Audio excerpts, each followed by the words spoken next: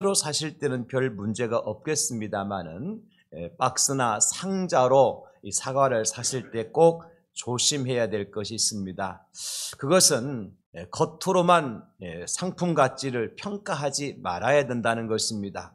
위에는 좋은 사과, 맛있게 보이는 사과들을 진열해 놓았지만 혹시 그 상자 안에 썩은 사과 하나라도 들어있다고 할 것 같으면 다른 사과들도 역시 쉽게 빨리 썩어 들어가기 때문에 그렇습니다.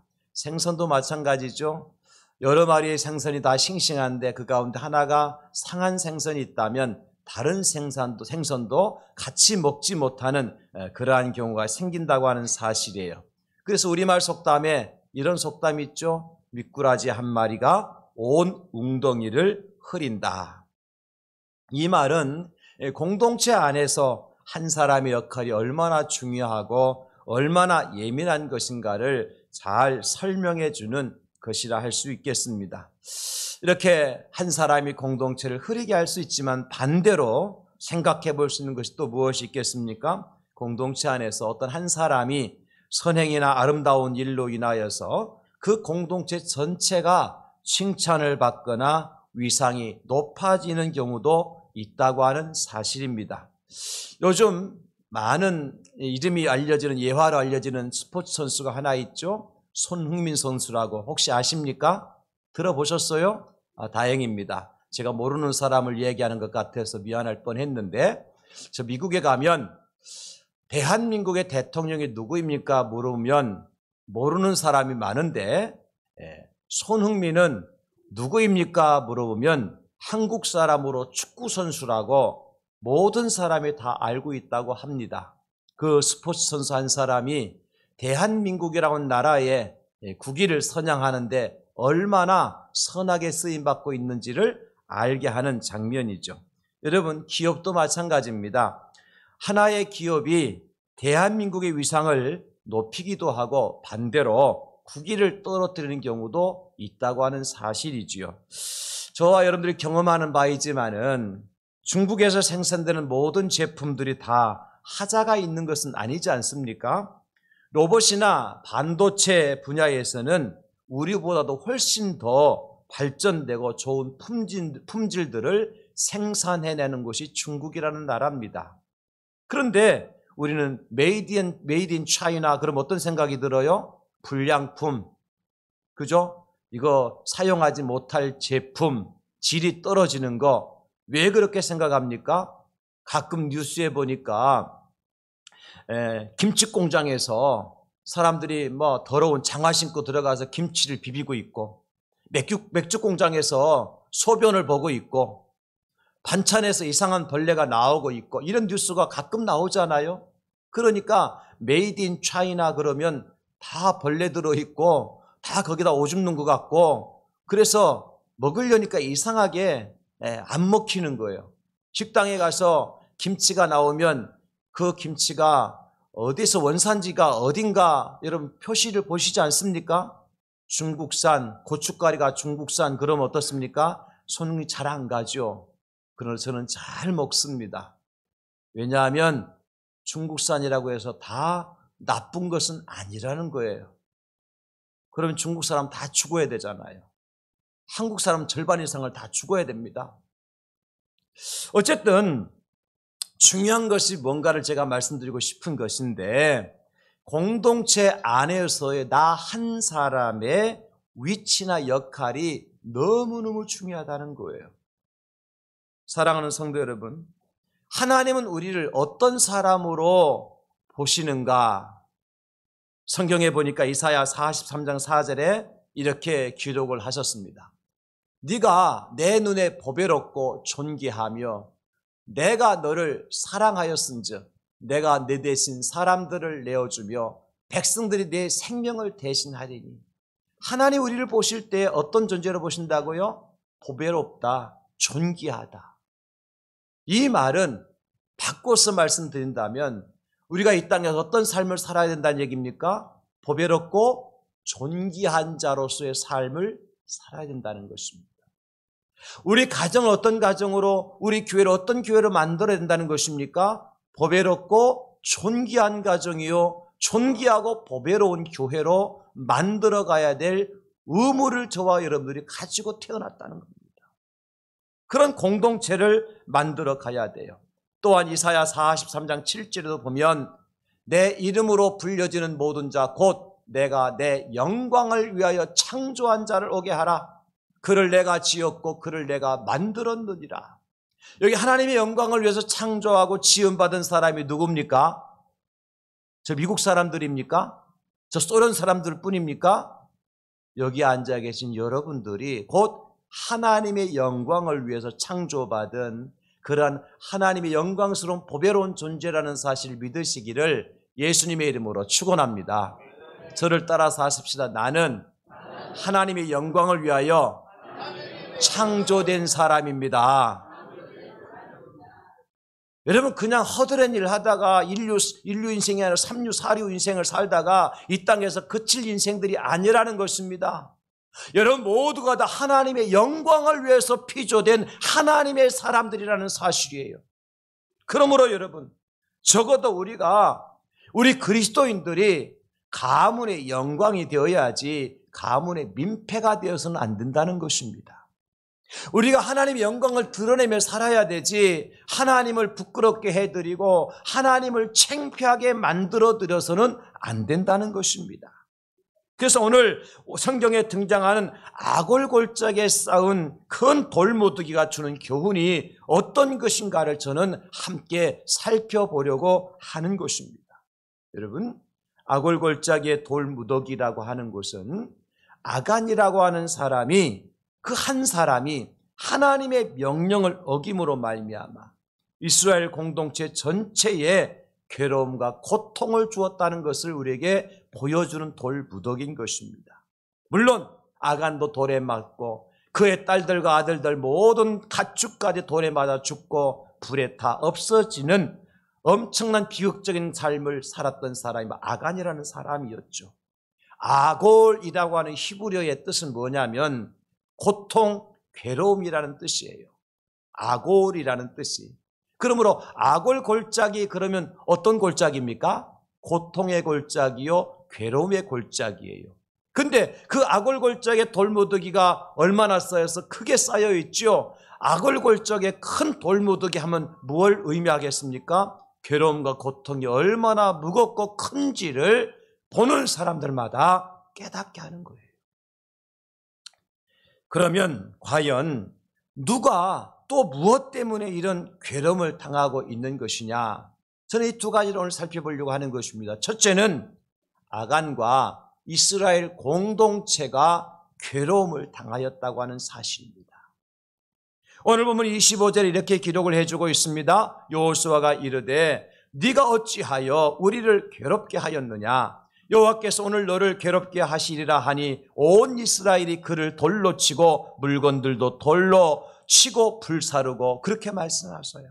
여호수아가 아간에게 말씀하시는 겁니다. 아간아, 네가 어찌하여 우리 이스라엘 공동체 전체를 괴롭게 만드느냐?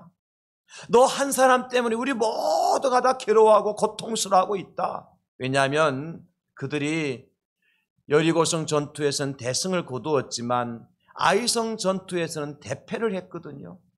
그 조그만 성 전투에서 크게 치고 말았다. 36명의 이스라엘 군사들이 죽임을 당했어요. 그래서 그들은 고통 가운데 하나님께 부르짖고 있는 것입니다. 누구 때문에? 아간이라고 하는 한 사람 때문에 그런 일이 벌어졌어요. 사랑하는 성도 여러분, 우리 하나님께서 이스라엘 백성들을 여호수아를 통해서 가나안 땅으로 데리고 가실 때에 여리고성, 난공불락이라고 하는 여리고성을 무너뜨려 주셨습니다. 그때에 세 가지를 명령을 하셨어요. 여호수아와 그 백성들에게. 그 명령이 뭐냐면 첫째는 하나님께 구별하여 드린 물건에게 절대 손대면 안 된다. 여리고성 들어가면 볼 것도 많고 좀 욕심낼 것도 많은데 구별된 하나님의 것으로 하나님께 드린 것은 너희들이 절대 훔쳐가거나 손대서는 안 된다. 두 번째는 무슨 명령을 하셨는가 하니까 여리고성에 들어가면 기생 라합이 있는데 그 라합과 그의 아버지와 형제들과 그 집안에 있는 사람들은 절대 죽여서는 안 된다. 마지막 세 번째는 여리고 성을 내가 무너뜨려 줄 것인데 누구든지 그 성을 다시 재건축해서는 안 된다. 이 세 가지를 명령하셨어요. 그런데 어떤 일이 벌어졌습니까? 오늘 우리가 읽지는 않았습니다만 7장 1절에 보면 이렇게 기록을 해주고 있습니다.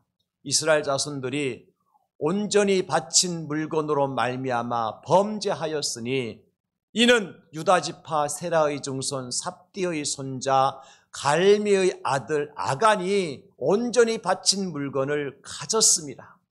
여호와께서 이스라엘 자손들에게 진노하시니라 그렇게 기록을 해주고 있습니다.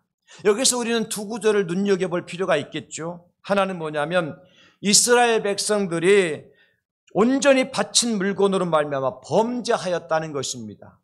그리고 또 하나는 여호와께서 이스라엘 자손들에게 진노하셨다는 거예요. 말씀드렸습니다. 누구 때문에 이런 일이 벌어졌다고요? 아간이라고 하는 한 사람입니다. 하나님 말씀을 어기고 하나님께 온전히 드려진 그러한 신할산 옷 한 벌과 금과 은을 훔쳐서 자기 집에 숨겨놓았던 사람은 아간이었습니다. 이스라엘 백성들이 아니었습니다.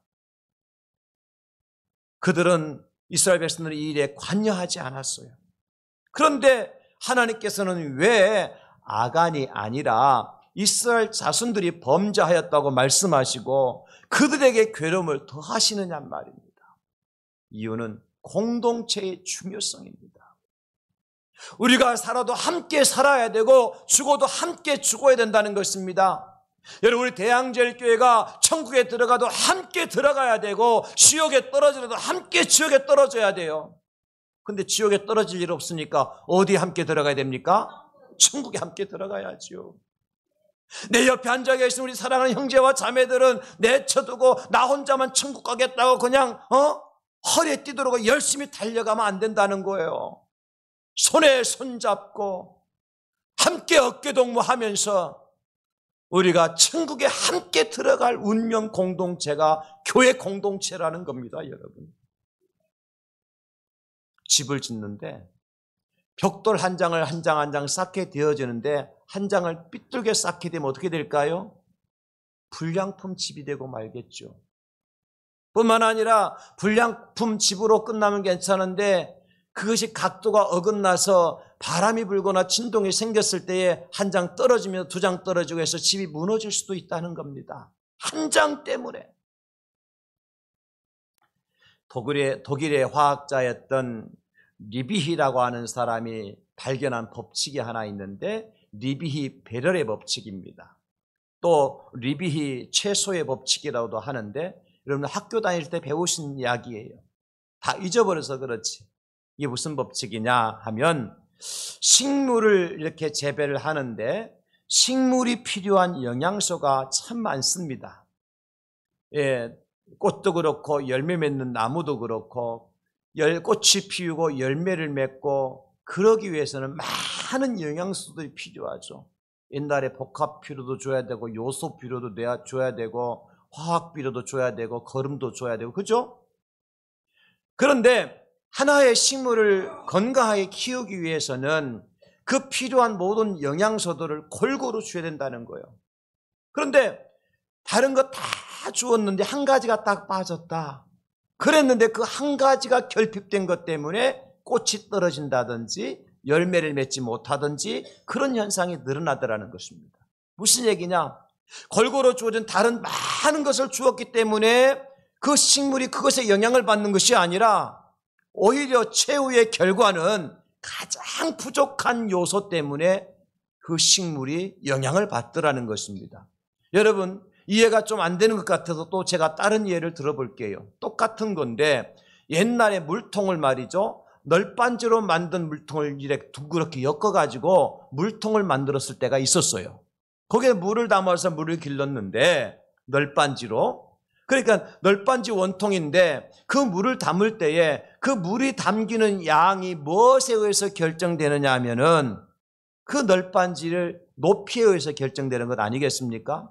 10개의 널빤지를 엮어서 원통을 만든 물통이라 할 것 같으면 그 물이 담기는 양은 무엇에 의해서 지배를 받냐면 가장 키가 작은 낮은 널빤지에 의해서 지배를 받는 거죠. 왜냐하면 물 부어봤자 거기에 계속 흘러서 밖으로 흘러나오잖아요. 그죠? 그러니까 아무리 키가 큰 널빤지가 소용없는 겁니다. 가장 키 작은 널빤지만큼만 물이 채워지는 거예요. 이것도 이해가 안 되면 못 봤으니까 여러분 경험한 바를 제가 설명해 드릴까요? 뭐냐면 학교 다니실 때 성적표라는 것을 받아보셨죠? 성적표 받아보면 순위를 결정하는 것이 뭐에 의해서 결정되어집니까? 평균입니다. 예를 들어서 국어, 영어, 수학 세 가지 하면 평균 내기 어려우니까 두 가지만 합시다. 국어하고 영어 시험을 봤다. 국어는 100점 받았어요. 그런데 영어는 0점 받았어요. 평균이 몇 점이에요?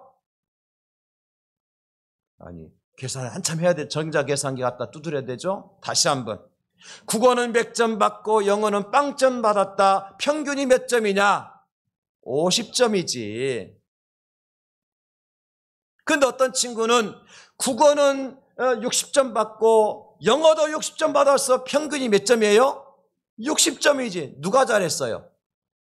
네, 국어를 100점 받지 못하고 60점밖에 받지 못했지만 다른 친구는 영어를 0점 받았기 때문에 영어 60점 받은 이 친구가 더 성적이 높은 거예요. 순위가 높은 거예요. 뭐에 영향을 받아요? 100점의 영향을 받았습니까? 0점의 영향을 받았습니까? 0점의 영향을 받는 거예요. 이게 바로 리비히라고 하는 사람이 발견한 이제 배럴의 법칙, 최소화의 법칙인 거예요. 교회는 어떤 곳이냐? 여러분, 교회가 하나님의 영광을 드러내는 교회여야 되는데 어떤 사람에 의해서 교회의 지배를 받게 되느냐? 연약한 성도들, 영적으로 병들거나 시험에 든 성도들을 먼저 챙겨야 된다는 것입니다. 누가 뭐라 하지 않아도요, 하나님의 말씀대로 신앙생활을 잘하는 분들도 잘 챙겨야 하지만은 예수님이 누군지도 모르고 또 교회가 어떤 곳인지도 모르고 오늘 이렇게 학습받고 세례받으시는 분들처럼 참 신앙이 연약한 분들에게 교회가 초점이 맞춰지지 않으면 사람들이 교회를 어떻게 평가할까요? 세상 사람들은요, 교회를 평가할 때 절대로 잘하는 사람들을 기준으로 평가하지 않습니다. 교인임에도 불구하고 교인 같지 않은 사람,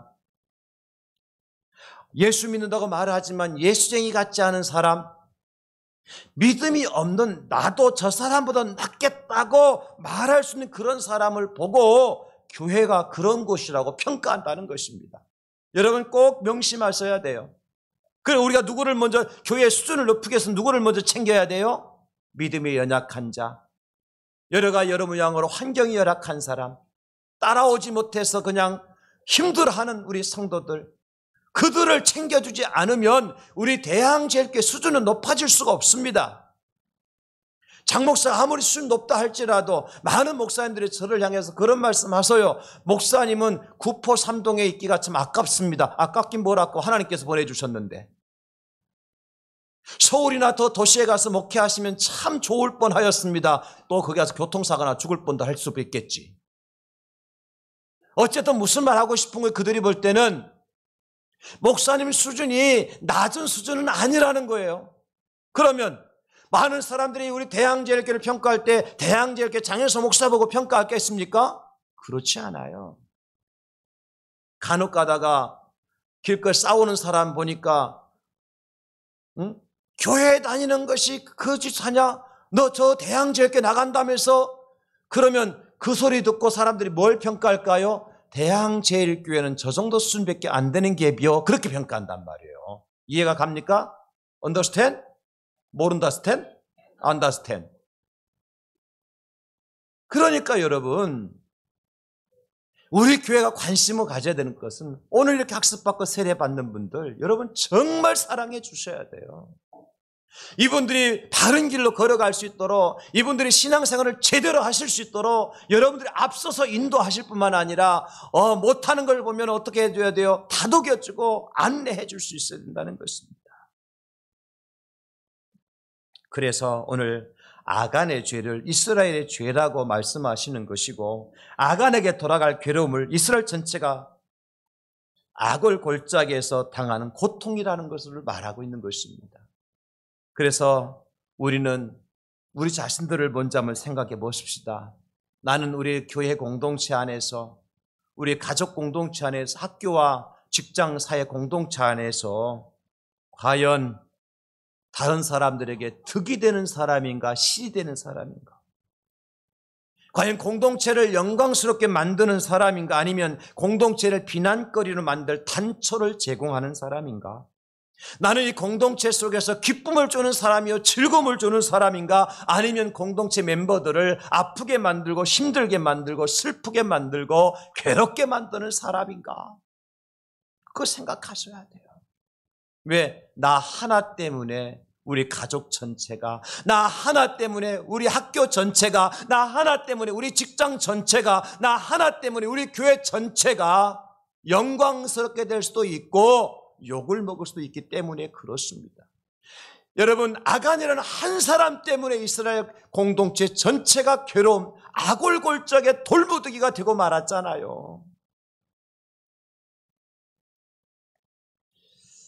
사랑하는 성도 여러분, 죄라고 하는 것은요, 두 가지입니다. 하나는 뭐냐면 하나님께서 하라 명령하셨는데 하지 않고 불순종하는 것이 죄입니다. 또 하나는 하나님께서 하지 말라 명령하셨는데 굳고 어기면서 하는 것 자체가 죄입니다. 자, 그러면 아간이라는 사람은 하나님께서 하지 말라 한 것을 하였으니까 죄 지은 사람이요, 이스라엘 백성들은 하나님께서 하라 하셨는데 하지 못한 죄를 지었어요. 뭐냐? 형제가 그런 잘못을 했으면 자기 눈으로 똑똑히 봤으면 절대 안 된다고 말렸어야지. 정황상으로 볼 때 이것은 아간 혼자서 한 일은 아닌 것 같기도 해요. 왜냐하면 여러분, 신할산 외투 하나를 훔쳐와요, 금과 은을 훔쳐와요, 그 자기 집에 이제 땅을 파고 그게 묻어요. 다른 사람은 몰라도 집안 식구들은 알았을 것 아닙니까? 그러면 절대 이거 하나님께 죄를 짓는 거니까 안 된다고 굳고 말려야지. 내 일이 아니니까, 벌을 받아도 지가 받을 거니까 라고 생각하고 말리지 않고 행하지 않은 그 죄를 이스라엘 백성들이 함께 지었다는 거예요. 여러분, 이게 공동체의 책임인 것입니다. 그래서 잠언 13장 24절에 이렇게 말씀하셨어요. 매를 아끼는 자는 그의 자식을 미워함이라, 자식을 사랑하는 자는 근실히 징계하느니라. 아니, 내 자식이 잘못 살고 있고 잘못 행동하는데 네 알아서 해라, 내 인생은 너 거 아이가, 부산말로. 그러고 그것을 방치한다면 정말 그 인생이 어떻게 되겠습니까? 아닌 것은 아니라고 가르칠 줄 알아야 되고, 때로는 따끔하게 매도 들 줄 아는 부모가 진짜 자식을 사랑하는 부모인 것입니다. 저도 우리 아들, 딸들 지금 다 와 있습니다만은 매 많이 들었습니다. 많이 맞고 컸습니다. 저게 목사일까 할 정도로 아마 우리 아들, 딸들 매를 맞으면 그런 생각했을 거예요. 저것도 인간이가, 저게 목사가 뭐 그렇게까지는 험하게는 안 했겠지만은 제가 그렇게 험하게 매를 들었다는 거예요. 이 시간을 들어서 미안하다는 말을 전하고, 여러분, 그렇습니다. 시편 58편 1절에 보면 통치자들아, 너희가 정의를 말해야 하거늘 어찌 잠잠하냐, 인자들아 너희가 올바르게 판결해야 하거늘 어찌 잠잠하냐, 그렇게 말씀해주고 있습니다. 공동체의 책임이라는 거예요. 우리는 공동체를 함께 세워가야 될 책임을 가지고 대양제일교회 성도라고 하는 울타리 속에 함께 머무는 것입니다. 여러분의 가정도 마찬가지요. 아버지가 아버지로서의 책임이요, 남편이 남편으로서 책임을 다하지 못한다면 아내가 어떻게 해야 돼요? 자식들이 어떻게, 아버지, 내가 아버지를 응원해 드릴게요. 여보, 내가 당신과 함께 할게. 우리가 다른 길로 가지 말고 이것이 하나님께서 명령하신 길이니까 함께 걸어갑시다 해야지. 남편이 그러니까 아내도 같이 따라가고, 아버지가 그러니까 자식들도 같이 따라가면 같이 망하는 겁니다. 성경에 엘리와 두 아들 홈리와 비누아스 사건이 그것을 증명해주고 있지 않습니까? 엘리 제사장의 아들이었던 홈리와 비누아스는 어떤 죄를 지었습니까? 백성들이 제사를 드리고 제물을 가지고 오면요, 홈리와 비누아스가 딱 쳐다보고요. 그 중에 살코기가 딱 있으면요. 새살고기가 갖다가 딱 살코기 가지고 집에 가서 육회 만들어 먹었대요. 그리고 그 성전 안에서 뜰에서 봉사하는 여인들과 동침하기를 그냥 우습게 여기고요. 음란한 죄와 하나님의 것을 도둑질하는 죄를 지었던 사람들이 바로 홈리와 비누아스 아닙니까? 이것을 누가 알았어요? 아버지 엘리 제사장이 알았어요. 아버지가 알았으면 어떻게 해서 따끔하게 혼내줄 정도가 돼서는 안 되죠. 너는 제사장의 자격이 될 자격이 없다. 쫓아내야죠. 근데 엘리 제사장은 어떡합니까? 얘들아, 내가 내 귀에 들리기를 너희들 이런저런 잘못을 한다고 들리니 그러면 안 되는 거야. 얼마나 신사적인지 몰라요. 신사적으로 그냥 해결하려고 그랬어요. 아들들이 듣습니까? 이미 죄가 몸에 배어 있는데 돌이키지 못합니다. 결국 아버지도 아들 둘도 그날에 죽임을 당하고 맙니다. 멸망했어요. 그래서 누가복음 19장 40절에 이렇게 말씀하는 것입니다. 대답하여 이르시되 내가 너희에게 말하노니 만일 이 사람들이 침묵하면 돌들이 소리 지르리라 하시니라. 내가 말하지 않고 내가 책임을 다하지 못하면 하나님은요, 우리가 발로 차고 다니는 돌들을 명하여서 하나님 일을 하도록 만드셔요. 하나님 일 안 하시는 분 아니십니다. 그러나 돌들이 일하기 전에 내가 일해야 되지 않겠습니까? 여러분, 돌들이 하나님 말씀 명령에 순종하기 전에 내가 하나님 말씀 명령에 순종해서 공동체를 세워가야 되지 않겠느냐는 거예요. 하나님은 그런 사람들을 오늘도 찾고 계시는데, 바로 아간의 한 사람 때문이지만 이스라엘 전체가 고통을 받았던 것처럼 나 한 사람 때문에 우리 가정에 고통받는 것이 아니라 우리 가정에 축복을 받게 되어지고, 나 한 사람 때문에 우리 회사가, 우리 학교가 괴로움을 당하는 것이 아니라 거기에 기쁨과 감사가 넘치게 되어지고, 나 한 사람 때문에 교회 공동체가 어렵고 힘든 일을 만나는 것이 아니라 하나님의 영광스러운 공동체가 되어지는데 여러분들 모두가 쓰임받을 수 있기를 예수님의 이름으로 축원합니다. 두 번째는 이거예요. 탐심이 괴로움의 골짜기를 만들었다고 하는 사실입니다.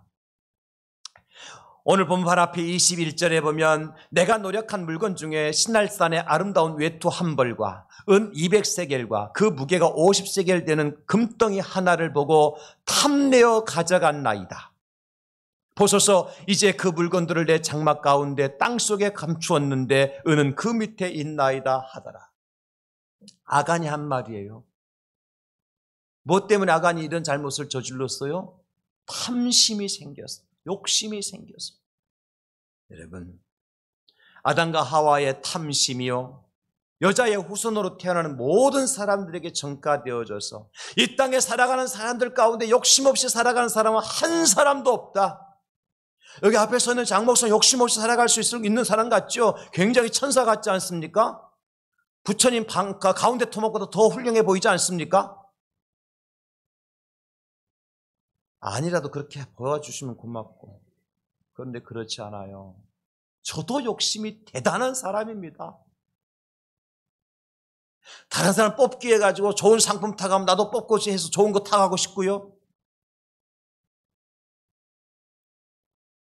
다른 사람 선물 받아갈 때 포장지가 좋은 포장지에 싸가는 건 그거 좋은가 싶어. 나도 좋은 거 선물 포장지 가지고 가고 싶고요. 저 안에 뭐가 있어요? 욕심과 탐심이 있는 거예요. 다만 절제할 뿐이고 주님의 은혜를 사모할 뿐이고 말씀대로 살아가려고 노력할 뿐이지 제 안에도 욕심이 있고 탐심이 있다는 거예요. 그래서 성경은 로마서 3장 9절과 10절에 이렇게 말씀하고 있습니다. 그러면 어떠하냐? 우리는 나으냐? 결코 아니라. 유대인이나 헬라인이나 다 죄 아래 있다고 우리가 이미 선언하였느니라. 기록된 바 의인은 없나니 하나도 없으며. 우리가 의인입니까, 여러분? 의인 아닙니다. 그럼 그 결과는 뭐죠? 야고보서 1장 15절 우리 같이 읽겠습니다. 시작. 욕심이 잉태한즉 죄를 낳고 죄가 장성한즉 사망을 낳느니라. 아멘. 결국 우리가 죽게 되는 원인인 가장 기초적인 원인은 나 욕심 때문인 거예요. 욕심 없는 사람은 안 죽어요. 살라고 욕심 부리는 사람은 죽읍디다. 가질 욕심 부리는 사람 결국 다 재산 날려버립디다. 높이 올라갈 욕심 부리는 사람 결국 그 땅바닥으로 떨어집디다. 그래 안 그래 여러분? 이스라엘 아합 왕이 있었어요. 그의 부인은 이세벨이라고. 왕이니까 뭐 권세가 얼마나 있고 얼마나 많은 것들을 누리고 살아갔겠습니까? 그런데 하루는 왕이 왕궁 뜰을 거니는데 이 뜰 밖에 보니까 한 사람이 가서 포도를 따고 있는데 그 포도가 잘 여른 거요. 누구의 포도밭인가 가서 보니까 알아보니까 나봇이라는 사람의 포도밭이었어. 그래서 이 아합 왕이 내가 이 왕궁에서 가까운 저 포도밭을 사가지고 여기에다가 내가 텃밭을 했으면 좋겠다. 응? 텃밭을 만들었으면 좋겠다. 소일거리 하면 안 좋겠나. 그러니까 나봇이 가서 여보게 내 아합 왕인데 이 밭 나한테 넘기게. 안 됩니다. 뭘 안 되긴 안 돼. 내가 돈 많이 줄게. 자네 이 돈과 다른 데가 땅 사면 되잖아. 왕이시 안 됩니다. 왜 안 되는 거 하니까 이것은 조상 대대로 물려받은 기업입니다. 우리 유대인의 율법에 조상이 물려준 기업을 팔거나 사거나 할 수 없습니다. 이건 조상의 유산입니다. 그러니까 아합이 그 말 듣고 그날부로 알아 누웠어요. 금식하고 밥도 굶고 머리 띠두르고 말이죠. 집에 들어가 그 집 왕이 그러고 있어요. 아니 다른 나라에 나라 빼앗긴 것도 아니고. 그러니까 그 부인 이세벨이 여보 웬일이요? 그랬더만 사실 얘기하니까 아이고 별것도 아닌 걱정하고 있네. 그래가지고 내가 해결할 거요. 거짓된 증인들을 세워가지고 나봇을 모함해가지고 나봇이 죄를 지었다고 재판을 해가지고 거짓 재판을 한 거요. 그래가 나봇을 돌로 쳐 죽입니다. 그리고 그 땅을 빼앗아서 이세벨이 아합 왕에게 바치죠. 얼마나 비열합니까? 이것이 우리 인생이요. 나는 좀 다를 것 같습니까? 나는 많이 가지면 더 가지고 싶은 마음이 안 생길 것 같아요? 내가 더 높은 자리에 올라가면 더 높은 자리에 올라가고 싶은 마음 안 생길 것 같아요? 사람의 욕심이란 한도 없고 끝도 없는 것이 사람의 욕심인 거예요. 그러니까 이 탐심이 뭘 만들어요? 죄를 짓게 만드는 것입니다. 아나니아와 삽비라 부부가 그랬고요. 엘리사의 사환이었던 게하시가 그런 죄를 지었습니다. 여러분, 그래서 성경은 우리에게 단호하게 이렇게 말씀하셔요. 마태복음 18장 8절에 만일 내 손이나 내 발이 너를 범죄하게 하거든 찍어내 버리라. 장애인이나 다리 저는 자로 영생에 들어가는 것이 두 손과 두 발을 가지고 영원한 불에 던져지는 것보다 낫다. 무슨 말이냐면 내 손이 범죄하고 이것을 해결하지 못하면 천국 못 가고 지옥 간다는 것입니다. 그를 차라리 한쪽 팔 없고 한쪽 다리 저는 모습으로 영생의 천국에 들어가는 것이 낫지 온몸이 상한 채로 지옥불에 떨어지는 것이 낫냐 그 말입니다. 죄를 가지고는 천국에 들어갈 수 없다는 것이죠. 사랑하는 성도 여러분, 어쩌면 많은 사람들이 이 아골골짜기를 지나가면서 돌무더기에 돌을 던지며 이렇게 말할 것입니다. 아간이라는 작자가 우리 민족을 괴롭게 만들었군. 우리 민족을 괴롭게 한 아간은 이 돌에 맞아 죽어 마땅한 사람이야 라고 하면서 돌을 던져서 돌무더기 하나 더 크게 만들 수 있을 겁니다. 그러나 여러분, 하나님께서 아골골짜기의 돌무더기를 보면서 우리에게 뭐 어떤 것을 배우라고 하십니까? 그것은 내가 아간과 같은 사람이라는 사실을 깨달아 알기를 원하시는 겁니다. 돌을 들어서 그 돌무더기에 던지면서 아간을 치는 그러한 사람이 아니라 돌을 들어서 아간보다 더 악한 죄를 지은 나를 쳐서 나의 모든 죄를 용서받고 회개하고 자복하고 내가 지옥불에 떨어지는 것이 아니라 천국에 들어오기를 하나님께서 기대하시면서 아골골짜기의 돌무더기를 보게 하셨던 것입니다, 여러분. 그럼 우리는 탐심으로 가득 찬 아간을 죽이는 자가 아니라 누구를 죽여야 돼요? 나를 쳐서 복종케 하는 사람이 되어야 되는 것입니다.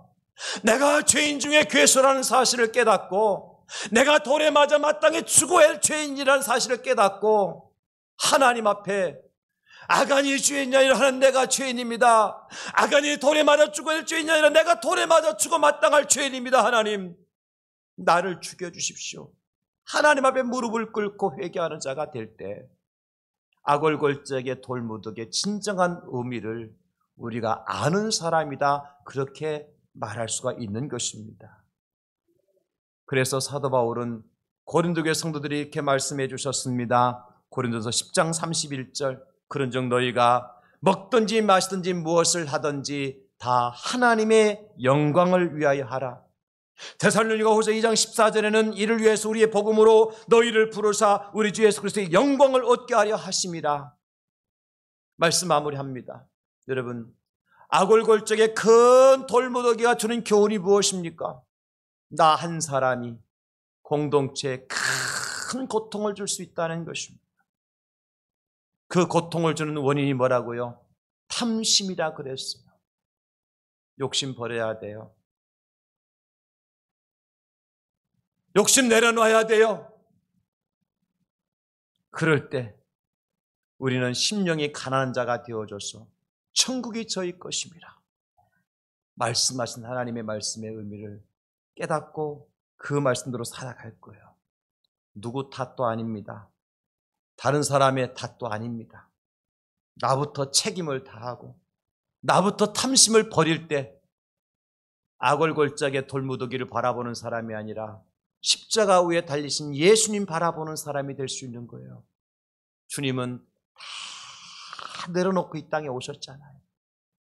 돌아가실 때 다 벌거벗고 모든 걸 다 내어주고 올라가셨잖아요. 주님께 욕심이 뭐가 있었습니까?